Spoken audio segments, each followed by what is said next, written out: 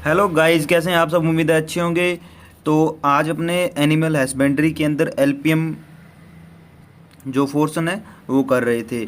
तो अपने animal husbandry के अंदर एलपीएम जो फोर्सन है, लाइव स्टॉक एंड मैनेजमेंट, तो उसके अंदर अपने जो दुधारू पशु है उनकी नस्लों के ऊपर डिस्कस करेंगे। ये आज अपने नस्लें करेंगे, गाय की नस्ल, और दुधारू के बाद में अपने करेंगे द्विप्रयोजनीय नस्ल, जो कि दूध और खेती के लिए दोनों के लिए काम में ली जाती है उन पे। उसके बाद में बार वाली नस्ल, यानी कि जो बोझ ढोने के काम आती है। तो सबसे पहले अपने शुरू करते हैं दूध वाली जो नस्ल है या दुधारू नस्लें हैं। तो उसमें सबसे पहले अपने सिलेबस के अंदर आती है साहीवाल। तो जो साहीवाल है तो अपने इस पे डिस्कस करते हैं। तो साहीवाल का जो उद्गम स्थल है, यानी कि इसका उद्भव कहाँ से हुआ है, ये सबसे पहले कहाँ पे मिली थी, या अधिकतर ये ज़्यादातर कहाँ पे पाई जाती है, तो ये पाई जाती है मोंटगोमरी, जो कि पाकिस्तान के अंदर है।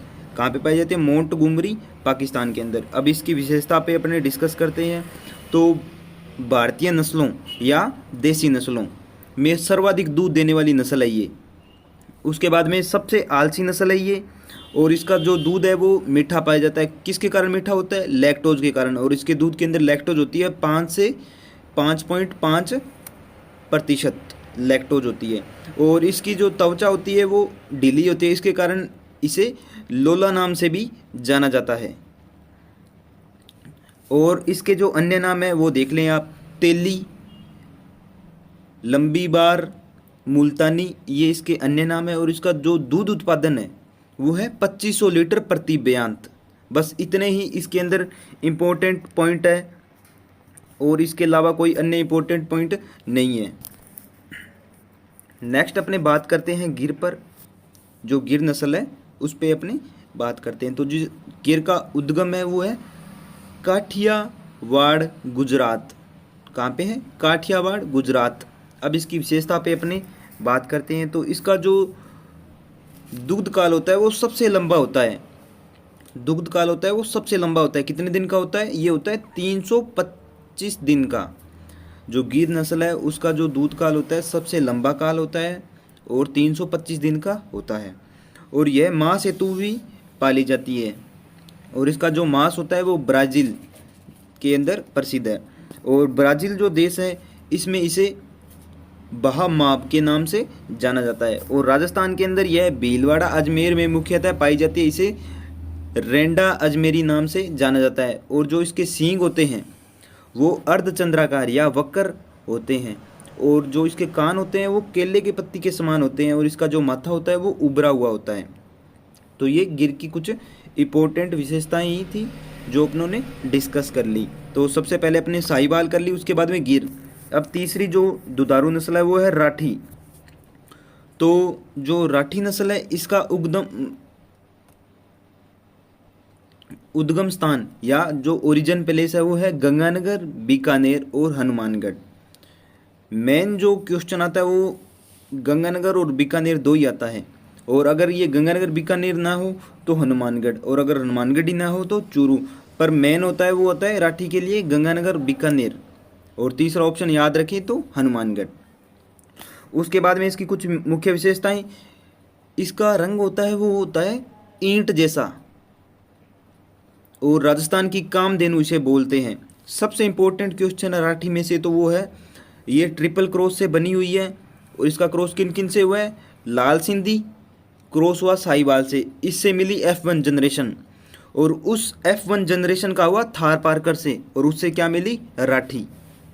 तो ट्रिपल क्रॉस है राठी के अंदर। सबसे इंपॉर्टेंट क्वेश्चन है राठी के अंदर ट्रिपल क्रॉस है, किस किस का है? लाल सिंधी, साहिवाल, फिर F1 पीढ़ी प्राप्त हुई, और इनटू में या क्रॉस में थार पारकर। जो साहिवाल, जो ये राठी है, इसका जो प्रजनन केंद्र है वो है नोहर, हनुमानगढ़ के अंदर। और इसका जो मिल्क प्रोडक्शन है वो है 1500 से 1800 लीटर प्रति बयान। तो अपने दुधारू नस्लें तीन ही थी। सबसे पहले साहिवाल, उसके बाद में गिर, और उसके बाद में राठी। अब अपने डिस्कस करते हैं द्विप्रयोजनीय नस्ल, यानी कि द्विप्रयोजनीय गाय की नस्ल। तो द्विप्रयोजनीय गाय की नस्ल का मतलब ये है कि दूध के लिए भी काम में ली जाती है और मांस उत्पादन के लिए भी काम में ली जाती है। तो सबसे पहले अपने आती है द्विप्रयोजन नस्ल के अंदर थारपारकर। तो जो ये थारपारकर है इसका जो उद्गम स्थान है यानी कि उद्भव या ओरिजिन पैलेस, तो ये है पाकिस्तान का सिंध प्रांत। उसके बाद में इसकी विशेषताएं, तो ये सर्वाधिक रोग प्रतिरोधक क्षमता रखने वाली नस्ल है।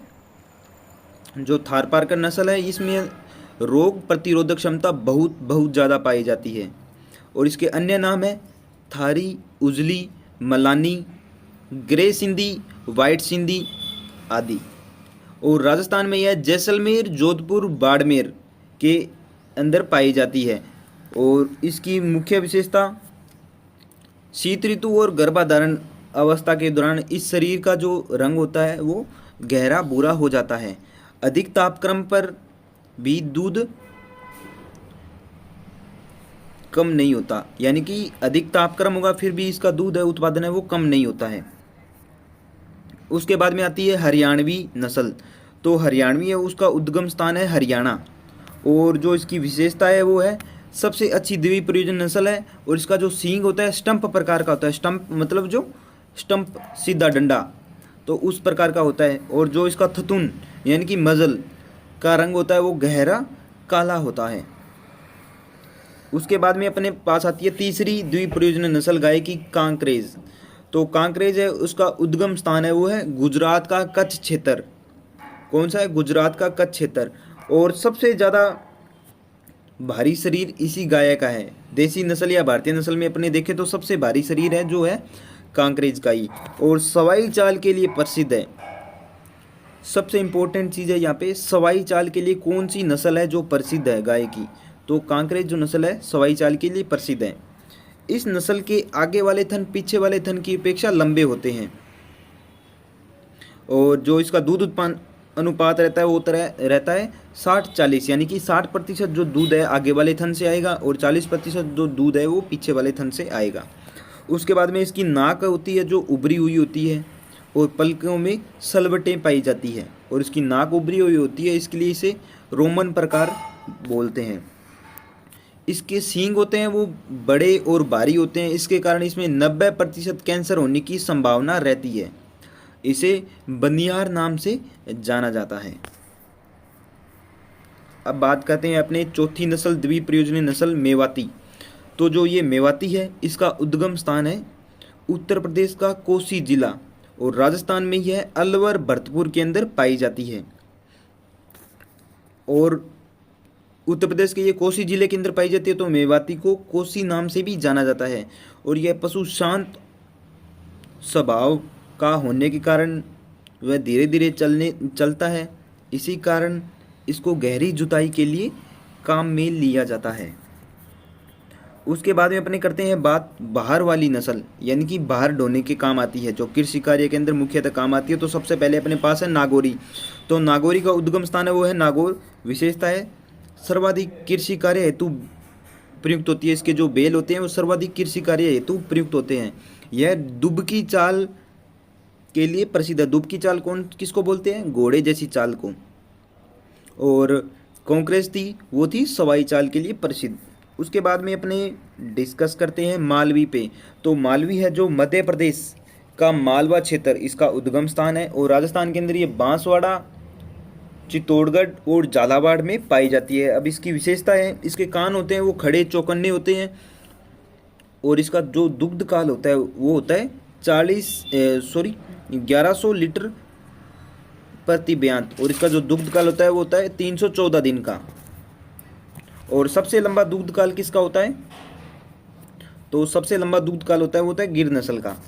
उसके बाद में अपने बात करते हैं अमृत महल। तीसरी बाहर ढोने वाली जो नस्ल है अमृत महल, तो इसका उद्गम स्थान है कर्नाटक। विशेषता सबसे अच्छी बाहर वाली नस्ल है और अपने सरल व शांत स्वभाव के लिए जानी जाती है अमृत महल। और उसके बाद में विदेशी नस्लें हैं, तो ये अपने नेक्स्ट क्लास के अंदर डिस्कस करेंगे। आज की क्लास आपको कैसी लगी कमेंट सेक्शन के अंदर ज़रूर बताएं। और इसकी टेस्ट सीरीज़ है वो भी तैयार हो रही है, वो आपको 1-2 दिन के अंदर चैनल पे मिल जाएगी। और उसका समय रहेगा वो रहेगा शाम को 7 बजे। और जो ये क्लास है एनिमल हस्बेंड्री की, इसका समय रहेगा आपका हर रोज़ 5 बजे। तो क्लास को ज़्यादा से ज़्यादा शेयर करें। मिलते हैं नेक्स्ट क्लास के अंदर, तब तक के लिए धन्यवाद।